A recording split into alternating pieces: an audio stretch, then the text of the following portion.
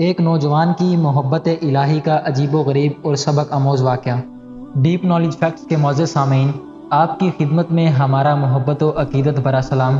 امید ہے آپ سب خیر و عافیت سے ہوں گے۔ ناظرین کرام، امریکہ میں ایک نوجوان تھا اور کلمہ گو مسلمان تھا، لیکن جس دفتر میں کام کرتا تھا، اس دفتر میں کام کرنے والی ایک امریکن لڑکی سے اس کا تعلق ہو گیا۔ اس کا یہ محبت کا تعلق اتنا بڑا کہ اس نے محسوس کیا کہ اب میں اس کے بغیر رہ نہیں سکتا۔ چنانچہ اس نے پرپوزل بھیج دی کہ میں اس سے شادی کرنا چاہتا ہوں۔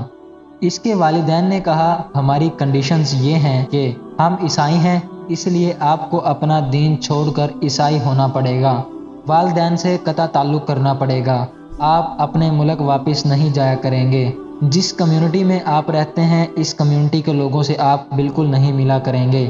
اگر آپ یہ تمام شرائط پوری کر سکتے ہیں تو ہم اپنی بیٹی کی شادی کر دیتے ہیں۔ یہ اپنے جذبات میں اس قدر مغلوب الحال تھا کہ اس اللہ کے بندے نے یہ تمام شرائط قبول کر لیں۔ ماں باپ سے قطع تعلقی، عزیز و اقارب سے رشتہ ختم، ملک سے رشتہ ختم، جس کمیونٹی یا مسجد میں رہتا تھا وہاں آتا جاتا تھا وہاں سے رشتہ ختم، حتیٰ کہ اپنا مذہب چھوڑ کر عیسائی بن گیا اور عیسائیوں کے ماحول میں زندگی گزارنے لگ گیا۔ پھر اس نے اس لڑکی سے شادی کر لی۔ مسلمان بڑے پریشان، کبھی کبھی وہ اس کو تلاش کرنے کی کوشش کرتے مگر وہ ان سے ملنے کو کترایا کرتا تھا۔ کہیں پبلک میں مل جاتا تو یہ دور سے کنی کترا جاتا تھا۔ لوگ بالآخر تھک گئے۔ کسی نے کہا اس کے دل پر مہر لگ گئی، کسی نے کہا مرتد ہو گیا، کسی نے کہا اس نے جہنم خرید لی، کسی نے کہا اس نے بڑا مہنگا سودا کیا۔ جتنے منہ اتنی باتیں۔ اسی حال میں اس کو 1 سال گزر گیا، 2 سال گزر گئے، 4 سال یوں ہی گزر گئے۔ اس کے دوست احباب اس سے مایوس ہو گئے، حتیٰ کہ یہ ان کی یادداشت سے بھی نکلنے لگ گیا اور بھولی بسری چیزیں بنتا چلا گیا۔ اچانک ایک دن امام صاحب نے مسجد کا دروازہ کھولا۔ یہ نوجوان بھی فجر کی نماز پڑھنے کے لیے آیا، وضو کیا اور مسجد میں صف میں آ کر بیٹھ گیا۔ امام صاحب بڑے حیران، ان کے لیے تو یہ بڑی عجیب چیز تھی۔ انہوں نے نماز پڑھائی، پھر اس سے سلام کیا، اس کو اپنے حجرہ یعنی کمرے میں لے گیا۔ انہوں نے محبت پیار سے بٹھا کر ذرا پوچھا کہ آج بڑی مدت کے بعد آپ کی زیارت نصیب ہوئی۔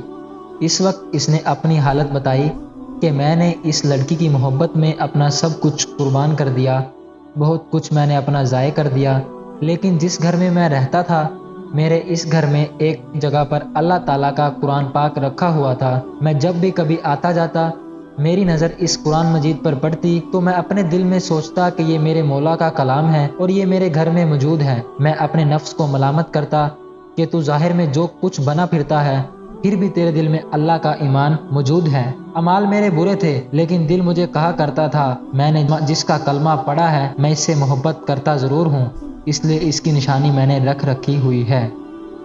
اسی طرح کئی سال گزر گئے۔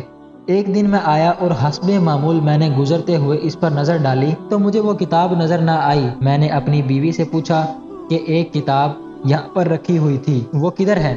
اس نے کہا میں نے گھر کی صفائی کی تھی تو جو غیر ضروری چیزیں تھیں جو استعمال نہیں ہوتی تھی ان سب کو میں نے ٹریش کر دیا، یعنی ان کو الگ کر کے ایک گندگی کے ڈھیر پر پھینک دیا۔ اس نے پوچھا اس کتاب کو بھی؟ اس نے کہا ہاں۔ یہ نوجوان وہیں سے واپس گیا اور جا کر ٹریش کیبن میں سے وہ کتاب اٹھا لایا۔